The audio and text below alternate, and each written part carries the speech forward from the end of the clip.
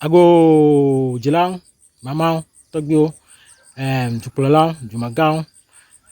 adandola, nyafia. Egba politically correct Ghana lesson 187 ya nyankwanya komi afaglo. Egba benya betai nyanka. Efiore organize odoko onya da cave po amayochi dewo le Volta region, Greater Accra, Oti region, le Northern region alo. Mabia epefia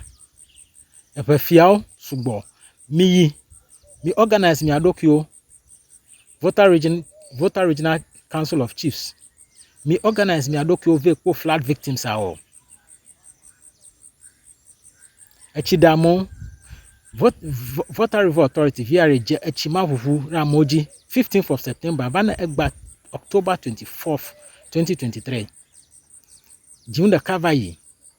Amoma portfolio I'm over 12,000 to 20,000 more portfolio more portfolio obo hog blank yo me afia me may yive srawo anao echinto ha agbon obo o yo so banya yo se vavare onchi ale okpere onchi ha omawo me afia asantenire ma bia ba ayia atwe ba chikiji visit flood victims all of Volta region Oti region Northern region Greater Accra alo iba suswenye ba iba momalema iba moleme iba mohalema ni hamayo ayohe ye jemile nya fiao minoji nama ke jimile anya mi anohom Council of Chiefs ni ya awo homayo ayohe mi atonya nokwa soda bi venami mi anohom nya no nyadum anoga ohom mi hona mi manana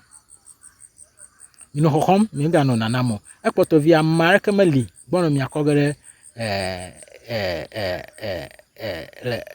abotao